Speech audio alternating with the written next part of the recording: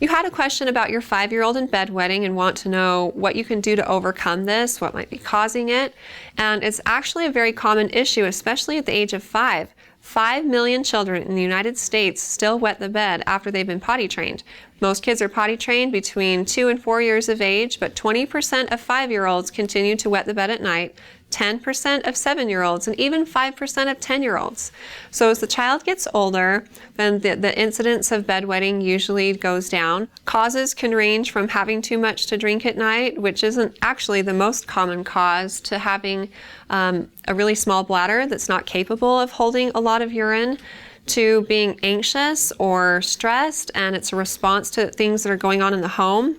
Sometimes children just haven't learned how to hold their urine at night, and that's what's contributing to the problem. In some instances, it's because the child just sleeps so well and so deeply that they don't wake up in response to feelings that they have to go to the bathroom. Sometimes it's due to constipation. As the bowels get full of stool, it puts extra pressure on the bladder and causes them to wet the bed at night. Sometimes it's due to family history. Often if your child wet the bed, then either you or your partner wet the bed when they were children too. I suggest starting out by talking with your pediatrician, and based on their ability to ask you more specific questions and perform an exam, they'll decide if further investigation or treatment is warranted for underlying medical conditions. Be sure to tell them if your child is having pain with urination, urinating during the day, has cloudy urine. Sometimes these are signs of urinary tract infections, which can make it harder for the child to hold, and this might be the issue. Also let the pediatrician know if you've noticed that your child is having mood swings, if they're constantly damp, if they're having bowel problems, or if they've been having problems with walking. Those are also things your pediatrician would want to know about. After taking all things into consideration, they'll give you advice about what you can do from this point forward in order to help your child overcome it. But generally speaking, one of the most important things you can do is to not hurt your child's self-esteem over it. Be positive. Talk with them openly about it.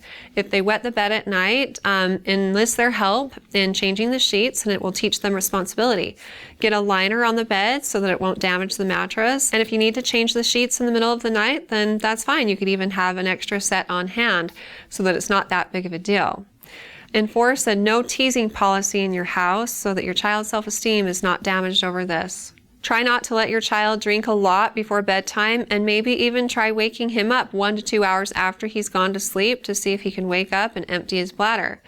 Pull-ups might be a good option at this point while he's still wetting the bed, and this will make it easier for everyone. It makes cleanup easier. And then as he gets older, he should be able to gain better control. Good luck with it, and if you have more questions for me in the future, feel free to ask them on our Facebook page at facebook.com/Intermountain Moms, and recommend us to your friends and family too.